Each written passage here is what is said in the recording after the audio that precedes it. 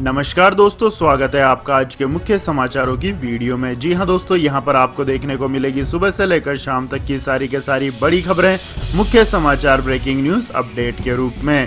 तो दोस्तों, आपसे रिक्वेस्ट है इस वीडियो को ज़्यादा से ज़्यादा लाइक और शेयर करें। तो दोस्तों, जान लेते हैं आज की पहली बड़ी खबर। 5 चरणों में अनलॉक होगा महाराष्ट्र। पहले फेज में 18 जिलों में पूरी तरह हट जाएगा लॉकडाउन। जी हां दोस्तों, कोरोना वायरस के लगातार घटते मामलों के बीच महाराष्ट्र को 5 चरणों में अनलॉक किया जाएगा। सीएम उद्धव ठाकरे आज अनलॉकिंग शुरू करते हुए नई गाइडलाइंस जारी करेंगे। राज्य सरकार ने गुरुवार को बयान जारी करते हुए बताया है कि पहले चरण में 5% से कम संक्रमण दर वाले सभी जिलों को पूरी तरह से अनलॉक कर दिया जाएगा। यानी आदेश के बाद से इन जिलों में सब कुछ पहले की तरह नॉर्मल हो जाएगा। वहां सैलून से लेकर सभी दुकानें, थिएटर, मॉल खोल दिए जाएंगे। साथ ही शादी समारोह और फिल्म की शूटिंग के लिए अनुमति दे दी जाएगी। आंकड़ों पर गौर करें तो दोस्तों, महाराष्ट्र के 18 जिले ऐसे हैं जहां संक्रमण दर 5% से कम है। यानी पहले चरण में 18 जिले पूरी तरह से अनलॉक हो जाएंगे। वहीं मुंबई को दूसरे चरण में अनलॉक किया जाएगा, क्योंकि यहां संक्रमण की दर 5% से अधिक है। इसके अलावा आम लोगों के लिए लोकल ट्रेन में सफर की इजाजत अभी नहीं होगी। हालांकि सरकार ने साफ कर दिया है कि यह नियम सिर्फ दूसरे चरण के लिए लागू होगा। लेकिन जैसे ही मुंबई समेत तमाम जिलों में पॉजिटिविटी रेट 5% से नीचे आते ही आम लोग लोकल ट्रेन में सफर कर सकेंगे। इसके बाद दोस्तों, रुक करते हैं अगली खबर का। शिवराज सरकार का बड़ा फैसला। 12 साल से कम उम्र के बच्चों के पेरेंट्स को पहले दी जाएगी कोरोना वैक्सीन। जी हां दोस्तों, कोरोना वायरस की तीसरी लहर की आशंका के चलते मध्य प्रदेश सरकार ने बड़ा फैसला लिया है। प्रदेश में 12 साल से कम उम्र के बच्चों के माता पिता को वैक्सीनेशन में प्राथमिकता दी जाएगी। तीसरी लहर में बच्चों के संक्रमित होने की संभावना के चलते यह अहम फैसला लिया गया है। मुख्यमंत्री शिवराज सिंह चौहान ने गुरुवार को कहा कि कोरोना वायरस के तीसरे वेव में अगर बच्चे संक्रमित होते हैं तो उनके माता पिता उनकी ठीक से देखभाल कर सकें। ऐसे में छोटे बच्चों के अभिभावकों को प्राथमिकता से वैक्सीन करने का फैसला राज्य सरकार ने किया है। इसके बाद दोस्तों, रुक करते हैं अगली खबर का। कर्नाटक में फिर बढ़ा लॉकडाउन। 14 जून तक सरकार ने बढ़ाई पाबंदियां। जी हां दोस्तों, कर्नाटक में लॉकडाउन 14 जून तक के लिए बढ़ा दिया गया है। मुख्यमंत्री बीएस येदियुरप्पा ने कहा है कि लगातार बढ़ते मामले, मृत्यु दर और महामारी के गांव में फैलने को लेकर यह फैसला लिया गया है। सूत्रों का कहना है कि सरकार जिले के अंदर और बाहर की आवाजाही में किसी तरह का कोई बदलाव नहीं करेगी। रोजाना के जरूरी सामान की खरीद फरोख्त के लिए जो सुबह 6 बजे से 10 बजे तक का समय रखा है, सरकार उसके बदलाव के मूड में भी नहीं है। हालांकि वक्त को 2 बजे तक बढ़ाने का दबाव बना हुआ है। सरकार की तरफ से जारी आदेश के मुताबिक कर्नाटक में अब 14 जून तक लॉकडाउन को बढ़ा दिया गया है। मुख्यमंत्री ने कहा है कि कोरोना के बढ़ते मामलों पर काबू पाने के लिए पाबंदियों को बढ़ाया गया है। आपको बता दें दोस्तों, मुख्यमंत्री और वरिष्ठ अधिकारियों की बैठक में कहा गया है कि 7 जून के बाद विभिन्न चरणों में अनलॉक की प्रक्रिया शुरू की जा सकती है, क्योंकि मई के पहले हफ्ते में पीक पर आए कोविड के मामले अब 65% तक कम हो गए हैं। इसके बाद दोस्तों, रुक करते हैं अगली खबर का। पश्चिम बंगाल में चुनाव बाद हिंसा पर 114 SC ST प्रोफेसरों ने राष्ट्रपति को लिखा पत्र। कहा बेघर हो गए हैं 11,000 लोग। जी हां दोस्तों, पश्चिम बंगाल में विधानसभा चुनाव के बाद हुई हिंसा मामले में अनुसूचित जाति और जनजाति वर्ग के 114 प्रोफेसरों ने इस मुद्दे पर राष्ट्रपति रामनाथ कोविंद को पत्र लिखा है। पत्र में कहा गया है कि 2 मई को विधानसभा परिणाम आने के बाद वहां हुई हिंसा में 11,000 से अधिक लोग बेघर हो गए हैं। 1600 से भी अधिक हमलों में 40,000 से ज्यादा लोग प्रभावित हुए हैं। इसमें अधिकांश अनुसूचित जाति व जनजाति वर्ग के लोग हैं। पत्र में लिखा है कि 5,000 से अधिक घर जला दिए गए, 26 लोग मारे गए। इसके बाद 2,000 से अधिक लोगों ने असम, झारखंड और उड़ीसा में शरण ली है।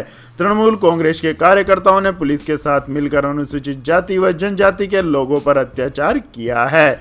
प्रोफेसरों ने राष्ट्रपति से अपील की है कि वे इस मामले में दखल दें और SC ST वर्ग के लोगों को पश्चिम बंगाल में सामाजिक सुरक्षा प्रदान करने में मदद करें।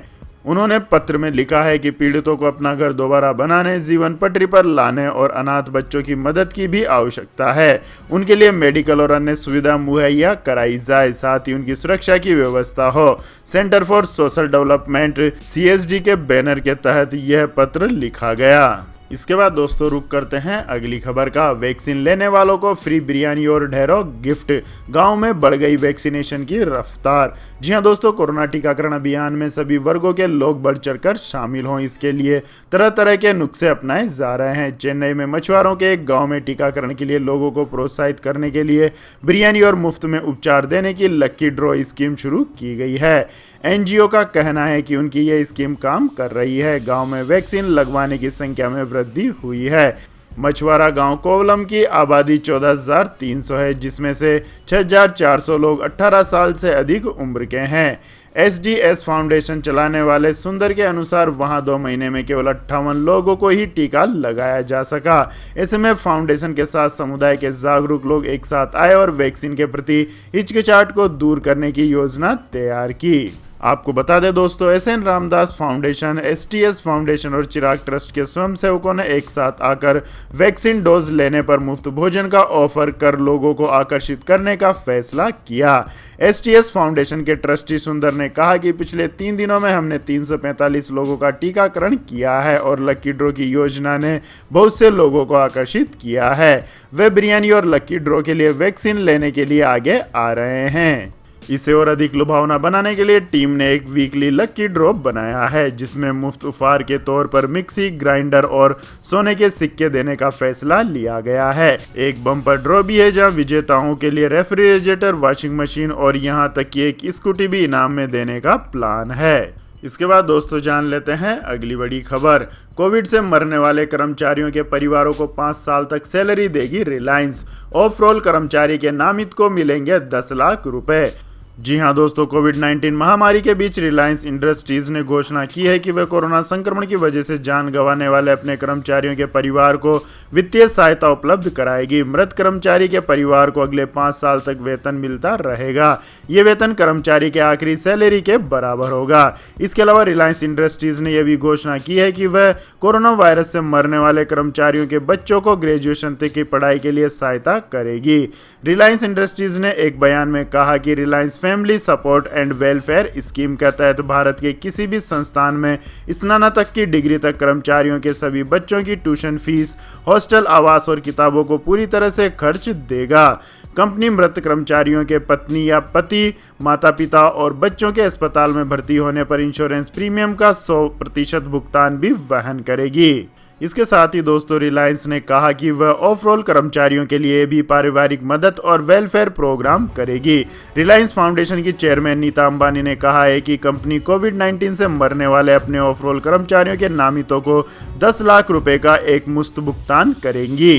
इसके बाद दोस्तों जान लेते हैं अगली बड़ी खबर। कोरोना संकट के बीच छत्तीसगढ़ के निजी स्कूलों ने चुपके से बढ़ाई 16 से 20% तक फीस। जी हां दोस्तों, कोरोना महामारी के कारण पहले से ही परेशान अभिभावकों को शिक्षा सत्र शुरू होने से पहले निजी स्कूलों ने फीस का बोझ लाद दिया है। अभिभावकों और शिक्षा विभाग को बिना सूचना दिए निजी स्कूलों ने 16 से 20% तक शुल्क में वृद्धि कर दी है। स्कूलों में गतिविधियां पूरी तरह बंद है। ऑनलाइन कक्षा के नाम पर पिछले साल भी लूट मचाई गई थी। इस बार संकट और बढ़ गया है।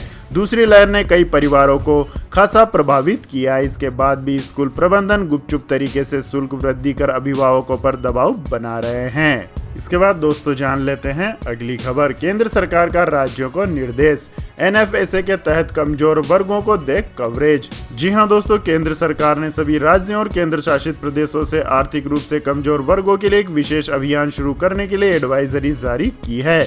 इसमें कहा गया है कि कोरोना महामारी को देखते हुए आबादी के सबसे कमजोर और आर्थिक रूप से कमजोर वर्गों को राशन कार्ड जारी करने के लिए एक विशेष अभियान शुरू किया जाए। केंद्रीय उपभोक्ता मामले, खाद्य और सार्वजनिक वितरण मंत्रालय ने गुरुवार को इसकी जानकारी दी। इसमें कहा गया है कि राज्यों और केंद्र शासित प्रदेशों को समाज के कमजोर और सबसे कमजोर वर्ग यानी सड़क पर रहने वाले, कचरा बीनने वालों, फेरी वालों, रिक्शा चालकों तक पहुंचने के उपाय करने चाहिए। इसमें कहा गया है कि एनएफएसए के तहत पात्र व्यक्तियों और परिवारों की पहचान और उन्हें राशन कार्ड जारी करने की जिम्मेदारी राज्यों और केंद्र शासित प्रदेशों की है। एनएफएसए के तहत शहरी और ग्रामीण क्षेत्रों में पात्र परिवारों की पहचान और राशन कार्ड प्रदान करने के लिए विशेष ध्यान रखना चाहिए। इसके बाद दोस्तों जान लेते हैं अगली बड़ी खबर। लेकिन दोस्तों अगली खबर जानने से पहले आप लोगों से गुजारिश है कि इस वीडियो में दिखाई गई खबरें अगर आपको पसंद आई हो तो इस वीडियो को लाइक करें, शेयर करें और हमारे चैनल को सब्सक्राइब करें। तो दोस्तों जानते हैं अगली खबर। वर्क फ्रॉम होम के बाद ऑफिस नहीं लौट रहे हैं लोग, इसके बदले दे रहे हैं इस्तीफा। जी हाँ दोस्तों, कोरोना महामारी की वजह से पूरी दुनिया में वर्क फ्रॉम होम कल्चर लोगों को पसंद आने लगा है। शुरुआत में भले लोगों ने मजबूरी के तौर पर इसे अपनाया था, लेकिन अब लोगों को ये पसंद आने लगा है। दुनिया भर से आ रहे पैटर्न के मुताबिक अब लोग वर्क फ्रॉम होम वाली नौकरी को तरजीह दे रहे हैं। वहीं जिन कंपनियों में ऑफिस आना जरूरी हो रहा है, लोग उन्हें बाय बाय बोलने से भी नहीं कतरा रहे हैं। आपको बता दें दोस्तों, अप्रैल महीने में फ्लेक्स जॉब नाम की कंपनी ने एक सर्वे किया था जिसमें 2100 लोग शामिल हुए थे। इसमें शामिल हुए लोगों ने कहा कि वर्क फ्रॉम होम कल्चर अच्छा है और इसे आगे भी जारी रखने की जरूरत है। इस तरह से काम करने में तमाम तरह की बचत होती है, न सिर्फ आने जाने का खर्चा बचता है बल्कि समय की भी बचत होती है। इतना ही नहीं, वो ऑफिस पॉलिटिक्स के गंदे खेल से भी खुद को दूर रख पाने में सफल हो रहे हैं। इसके बाद दोस्तों जान लेते हैं अगली खबर। कोविड लीक प्रोब पर बौखलाया चाइना। ग्लोबल टाइम्स ने कहा मिशन इराक की तरह यहां भी खाली रहेंगे यूएस के हाथ। जी हाँ दोस्तों, कोरोना वायरस की उत्पत्ति को लेकर चीन और अमेरिका में फिर ठन गई है। जब से अमेरिकी राष्ट्रपति जो बाइडेन ने इंटेलिजेंस एजेंसियों को 90 दिनों के अंदर यह पता लगाने का आदेश दिया है कि कोरोना वायरस कहां से फैला, चीन बौखला गया है। यूएस के इस कदम पर प्रतिक्रिया व्यक्त करते हुए अब बीजिंग ने कहा है कि इस जांच का भी वही हाल होगा जो इराक में महाविनाश के हथियार खोजने के अमेरिकी अभियान का हुआ था। द सन ने चीन की कम्युनिस्ट पार्टी के मुखपत्र ग्लोबल टाइम्स के हवाले से बताया है कि कोरोना वायरस को लेकर अमेरिका के रुख से बीजिंग बेहद नाराज है। अखबार के संपादकीय में कहा गया है कि यूएस सरकार अहंकार से भरी हुई है और साजिश के तहत चीन को बदनाम करने के लिए वुहान लैब लीक की थ्योरी को तूल दिया जा रहा है। इसके बाद दोस्तों जान लेते हैं अगली बड़ी खबर। 12 साल बाद बेंजामिन नेतन्याहू का शासन खत्म, नेफ्ताली बेनेट होंगे इजराइल के नए प्रधानमंत्री। जी हाँ दोस्तों, इजराइल में जारी सियासत घमासान के बीच मौजूदा प्रधानमंत्री बेंजामिन नेतन्याहू की सरकार का जाना तय हो गया है। विपक्षी राजनीतिक दलों में गठबंधन को लेकर सहमति बन गई है। समझौते के मुताबिक अब दोनों पार्टी के नेता बारी बारी से प्रधानमंत्री बनेंगे। सबसे पहले दक्षिणपंथी यामीन पार्टी के नेता नेफ्ताली बेनेट प्रधानमंत्री पद की शपथ लेंगे। वे 2023 तक पीएम बने रहेंगे। फिर येस एडिट पार्टी के नेता येर लेपिड प्रधानमंत्री बनेंगे। आपको बता दें दोस्तों, मार्च में हुए चुनाव में बेंजामिन नेतन्याहू की पार्टी बहुमत के आंकड़े को नहीं छू पाई थी। उसके बाद से ही विपक्षी पार्टियों के बीच सत्ता को लेकर घमासान चल रहा था। सबसे बड़ी पार्टी होने के नाते बेंजामिन नेतन्याहू को प्रधानमंत्री पद की शपथ दिलाई गई थी, हालांकि वह बहुमत साबित नहीं कर पाए थे। इसके बाद दोस्तों रुक करते हैं अगली खबर का। पाउडर से कैंसर मामले में जॉनसन एंड जॉनसन को झटका, देना होगा 15,500 करोड़ रुपए का मुआवजा। जी हां दोस्तों, अमेरिका की सुप्रीम कोर्ट ने जॉनसन एंड जॉनसन को तगड़ा झटका दिया है, जिसके बाद कंपनी को 15,500 करोड़ रुपए का मुआवजा उन महिलाओं को देना ही होगा जिन्होंने जॉनसन एंड जॉनसन पर यह आरोप लगाया है कि कंपनी का बेबी पाउडर और दूसरे टेलकम पाउडर का इस्तेमाल करने से उन्हें गर्भाशय कैंसर हुआ है। इस मामले पर साल 2018 में सेंट लुइस ज्यूरी ने 20 महिलाओं की याचिका पर एक साथ सुनवाई के बाद अपना फैसला सुनाया था। जॉनसन एंड जॉनसन का यह कहना था कि कोर्ट में उन्हें अपना पक्ष ठीक तरीके से रखने का मौका नहीं दिया गया, इसलिए उन्होंने अमेरिकी सुप्रीम कोर्ट का दरवाजा खटखटाया था। लेकिन सुप्रीम कोर्ट ने भी कंपनी की याचिका को ठुकरा दिया, जिसके बाद अब जॉनसन एंड जॉनसन को मुआवजे के रूप में 15,500 करोड़ रुपए महिलाओं को चुकाने ही होंगे। इसके बाद दोस्तों जान लेते हैं आज के मौसम अपडेट्स। तो दोस्तों आने वाले 24 घंटों के दौरान तेलंगाना, आंध्र प्रदेश के कुछ हिस्सों, पूर्वोत्तर भारत के कुछ हिस्सों और जम्मू कश्मीर और हिमाचल प्रदेश में हल्की से मध्यम बारिश के साथ एक दो स्थानों पर भारी बारिश हो सकती है। वहीं लक्षद्वीप, केरल, कर्नाटक, कोंकण और गोवा, मध्य महाराष्ट्र और रायलसीमा में हल्की से मध्यम बारिश के साथ एक दो स्थानों पर तेज बारिश भी हो सकती है। इसके अलावा दोस्तों उप हिमालयी पश्चिम बंगाल, सिक्किम, तमिलनाडु, उत्तराखंड और दक्षिण पूर्वी राजस्थान में हल्की मध्यम बारिश होने की संभावना है। पंजाब के कुछ हिस्सों, राजस्थान के बाकी हिस्सों और हरियाणा के एक दो भागों में हल्की आंधी, मेघ गर्जना और बारिश होने की संभावना है। वहीं मध्य प्रदेश, छत्तीसगढ़, उड़ीसा और गुजरात के कुछ क्षेत्रों में हल्की बारिश होती रहेगी। इसके बाद दोस्तों जान लेते हैं पेट्रोल डीजल के भाव। तो दोस्तों देश में पेट्रोल और डीजल की कीमतें रोज नया रिकॉर्ड बना रही है। जनवरी से लेकर अब तक इनकी कीमतों में 43 बार बढ़ोतरी की जा चुकी है, जबकि मात्र 4 बार इनकी कीमतों में मामूली कटौती हुई है। देश के अलग अलग राज्यों में पेट्रोल और डीजल के दाम बदलते रहते हैं। इसकी बड़ी वजह राज्यों की अलग अलग वेट दर होना है।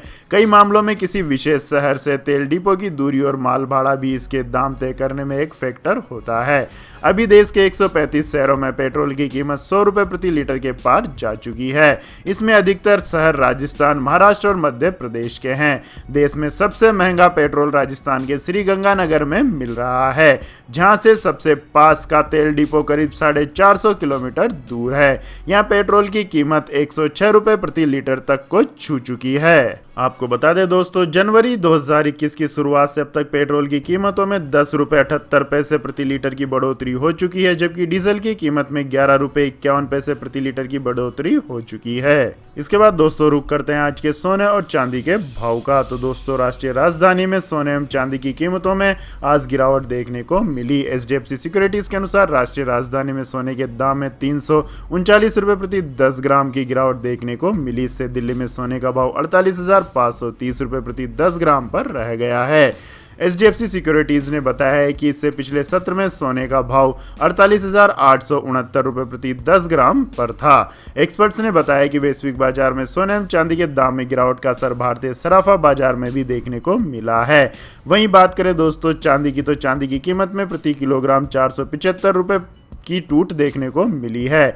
इससे शहर में चांदी की कीमत 70,772 रुपए प्रति किलोग्राम पर आ गई है। इससे पिछले सत्र में चांदी की कीमत 71,247 रुपए प्रति किलोग्राम पर रही थी। इसके बाद दोस्तों जान लेते हैं अगली बड़ी खबर। अमेरिका में जो बाइडेन का ऐलान, कोरोना वैक्सीन लगवाने वालों को मिलेगी मुफ्त बियर। जी हां दोस्तों, कोरोना वायरस का कहर दुनिया भर में जारी है। अभी भी रोज हजारों लोगों की इससे जान जा रही है और लाखों लोग कोविड संक्रमित हो रहे हैं। लेकिन ऐसे भी लोग हैं जो खतरों के बावजूद वैक्सीन लेने से हिचक रहे हैं। यही हाल अमेरिका में भी है। हालांकि अब व्हाइट हाउस ने कहा है कि वह वैक्सीन लगवाने के बदले लोगों को मुफ्त बियर देगी। यह पहल व्हाइट हाउस ने बियर बनाने वाली कंपनी एन्यूश्योर बुश के साथ मिलकर की है। इसके बाद दोस्तों जान लेते हैं अगली बड़ी खबर। सस्ते में मिल रहे हैं इलेक्ट्रॉनिक वाहन, छूट खत्म होने से पहले आप भी उठा लीजिए फायदा। जी हां दोस्तों, स्वच्छ और सस्ते ईंधन को बढ़ावा देने के लिए केंद्र की मोदी सरकार इलेक्ट्रिक वाहनों को प्रोत्साहित कर रही है। लिहाजा केंद्र सरकार ने मैन्युफैक्चरर्स को FEMA 2 स्कीम के तहत विभिन्न सब्सिडी दी है। इसी कड़ी में सरकार ने अब खरीदारों के लिए छूट का ऐलान किया है। अब इलेक्ट्रिक वाहनों को रोड टैक्स में भी छूट दी जा रही है। सरकार ने इलेक्ट्रिक वाहनों को बढ़ावा देने के लिए इन पर लगने वाले रजिस्ट्रेशन चार्ज और रजिस्ट्रेशन रिन्यूअल चार्ज को हटाने का फैसला किया है। इसके चलते इलेक्ट्रिक गाड़ियां सस्ते में मिल रही हैं। आपको बता दें दोस्तों, सरकार की तरफ से रजिस्ट्रेशन की फी हटाने के फैसले के बाद टाटा नेक्सॉन समेत सभी इलेक्ट्रिक वाहनों की कीमतों में कमी आएगी। बजाज चेतक भी एक पॉपुलर इलेक्ट्रिक स्कूटर है, इसे भी आप पहले से कम कीमत में खरीद सकेंगे। तो यह थी दोस्तों आज की सभी महत्वपूर्ण बड़ी खबरें। और दोस्तों बारी आती है आज के माइंड के क्वेश्चन की, जिसका जवाब देकर आप बन सकते हैं शानदार उपहार के विजेता। तो दोस्तों आज का सवाल है, थार मरुस्थल किस राज्य में स्थित है? जी हाँ दोस्तों, अगर आपको इस सवाल का जवाब आता है तो तुरंत कमेंट सेक्शन में लिख दीजिए। इस वीडियो को लाइक कीजिए, शेयर कीजिए और हमारे चैनल को सब्सक्राइब करके बेल आइकन का बटन भी दबा लें। धन्यवाद। जय हिंद, जय भारत, वंदे मातरम।